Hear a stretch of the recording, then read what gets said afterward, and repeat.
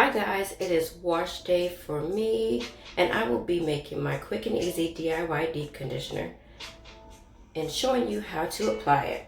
First, I grab an empty container, pour in your favorite conditioner. I'm using Dove. Second, I add an oil blend of olive oil, avocado oil, and jojoba oil.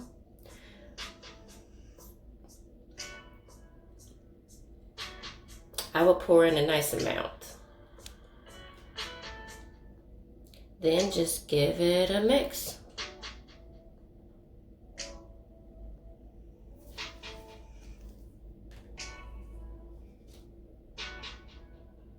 It should look a little something like that.